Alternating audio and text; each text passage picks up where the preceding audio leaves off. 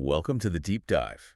Today, we're on a bit of a special mission, one that comes straight from Momentum Media Advertising. That's right. We're going to be dissecting a title that's a top contender for their Titles of Distinction program. Our job is to really get under the hood and see what makes it a potential breakthrough.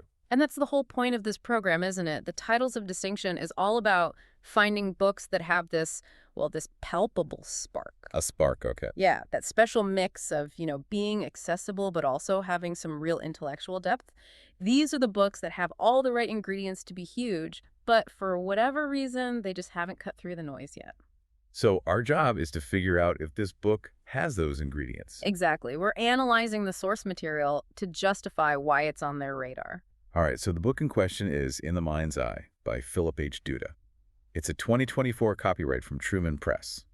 And it's called A Poetic Odyssey, which, I'll be honest, might make some people think it's niche. It sounds niche, but it's really not. I mean, you just have to look at the cover. The tagline is, "A journey through darks to discover light." Right. That immediately signals this isn't just a few poems about feelings. Duda is aiming for something much, much bigger here. He's basically trying to map out the entire human condition. Okay, so let's unpack that. When you say the scope is big, what are we talking about? Well, for starters, the sheer size of it, this isn't a slim volume. It's a massive work with 233 individually titled chapters. 233, wow. Yeah, and each one is its own poem, but they all fit together into this one cohesive journey.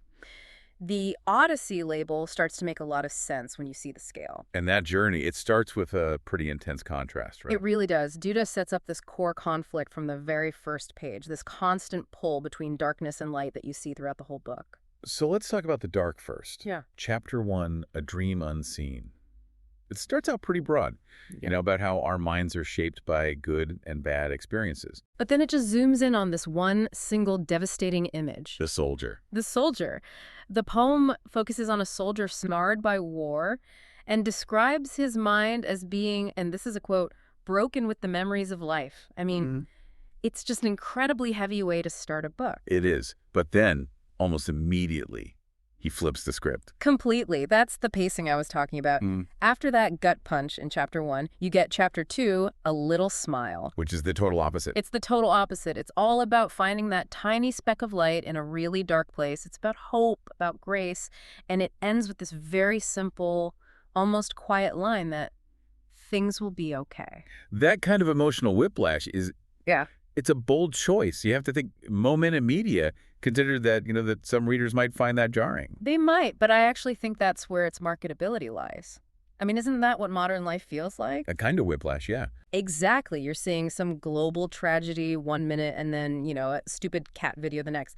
Duda gets that. He doesn't let you sit in despair, but he also doesn't give you any easy comfort. And that continues, right? He moves from that big external conflict to something more internal. He does. In chapter 5, Alone, the focus shifts to this really intense kind of spiritual isolation. Right. It contrasts our tendency to just look out for ourselves with this broader, destructive side of humanity. And there's a warning in there. It basically says that when you're truly isolated, madness sees in their own death. It's a terrifying argument for why we need other people. So you've got grief, isolation, but also hope. And I think chapter 6, Always Be, sort of ties that emotional piece together. It does. It's about love and loss and how love endures even after someone's gone. It shows the kind of range a title of distinction needs. It hits you in the gut, but it also makes you think. Okay, so that brings us to what I think is the real stark here, the thing that sets this book apart. Grounding it all in reality. Yes. Grounding the poetic in this stark, super specific reality. This isn't just poetry for academics in an ivory tower. Not at all. Duda is not afraid to write about manual labor or economics or, just bureaucracy failing. And that specificity is what makes it relatable to a huge audience that highbrow poetry usually just ignores. Let's get into some examples. Chapter 3, A Logger. This isn't some romanticized portrait. No, it's very detailed. The logger has seen, quote, death and destruction, but he's also seen real beauty, like a hummingbird. And the takeaway from that chapter is really profound. It is. The logger concludes that life isn't about money or fame. It's about learning about nature or rain. It elevates this essential, unglamorous job to the level of philosophy. And we see that again maybe even more powerfully, in Chapter 63, farmers. Oh, that one is basically an economics lesson in verse. It's so Yeah. direct. It says farmers are at the mercy of Mother Nature. And then it delivers a warning, right, Hmm. to the rest of us. A very stark warning. It says, if they have a bad crop, the price of your food is going to go up. And it ends with this incredibly blunt line that farmers are the ones you need. It's almost a political statement about supply chains. It is, and that's what makes it connect. The people reading this aren't just looking for pretty words. They're looking for someone to acknowledge the real hard systems that run their lives. Which is the perfect entry into his more explicit critiques of society and politics. Yeah, he doesn't pull any punches there. Chapter 7, Anarchy, is all about political manipulation. How people get turned into puppets for them to use. Right, while the people in charge get rich. And Duda makes it clear who pays the price. He says the manipulated will take the rap. It's a message that really resonates today with so many people feeling powerless. And he broadens that critique out, doesn't he? It's not just about politics. No, in Chapter 74, Greedy Thing, he just states it plainly. Man is a greedy thing. And he says that's the source of war, of strife, of famine. It's our own self-destruction. It's incredibly direct. But I think if there's one chapter that perfectly captures why Momentum Media sees this breakthrough potential, it has to be Chapter 29. Bus driver in aid. Bus driver in aid. Yeah. It is just, it's so jarringly specific. It's this devastating look at failing public institutions from the ground level. It stops you cold. Can we just list some of the details here? Please, because it's not abstract at all. It's not. The poem lists the daily grind. Dealing with unruly kids, parents yelling at them, and then their own bosses just telling them to suck it up. And then there's the bureaucracy. The detail about principals taking the write-ups and just throwing them in the trash. Because it's easier than actually fixing the problem. And then he gets into what's actually happening on these buses. Yeah, he doesn't sanitize it at all. He explicitly mentions fighting porno, knives, and dope. On a school bus. On a school bus. Yeah. That level of unflinching, almost journalistic detail in a poem is so rare.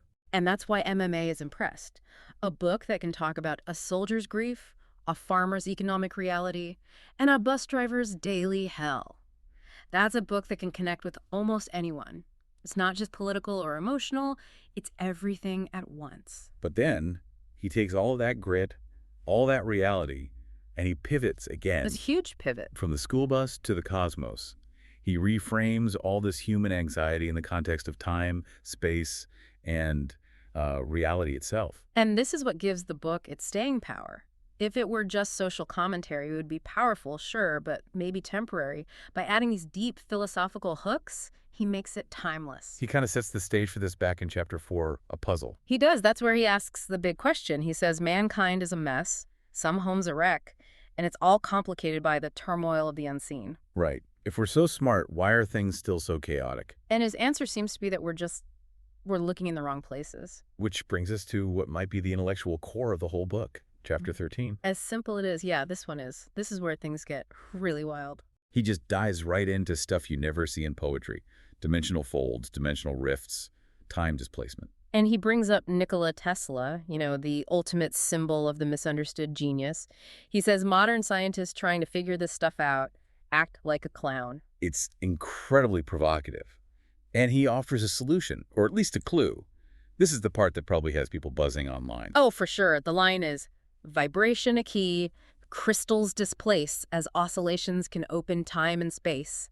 It's this mix of esoteric theory and physics. The idea that the deepest secrets of the universe are actually simple but hidden. It's the ultimate hook for anyone who's ever felt like the establishment doesn't have all the answers. He basically tells the reader that what we think we know is just a show. So from there, he expands out from these hidden keys to the vastness of the universe itself. Exactly. Chapter 141, Requiem, talks about dimensions and portals and this idea that we can learn from the past even if we can't change it. And then Chapter 25, Blink of an Eye, kind of brings it all home, puts us in our place.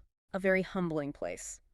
He says, in the vastness, we find we're not divine. It's a stark reminder that our time is short, that even the sun will die. It makes the logger's wisdom and the bus driver's struggle feel both small and incredibly important at the same time. So let's try to wrap this up for Momentum Media. When you put all the pieces together, the justification for this being a title of distinction becomes really clear. It's not just that the writing is good, it's the architecture of the whole thing. The structural ambition. Yeah.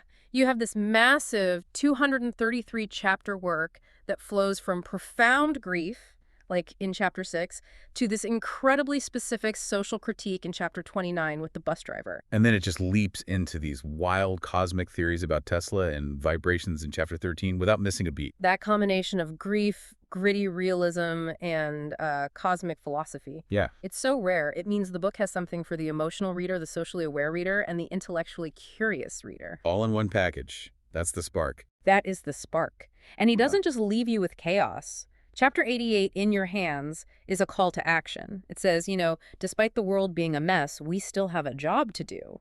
We have to control our anger. Control our anger and teach the young to love one another. It's about finding a way to act ethically even when the universe seems indifferent. It really is. The book throws all these conflicting truths at you through 233 different lenses, which leaves a final question for you, the person listening to all this.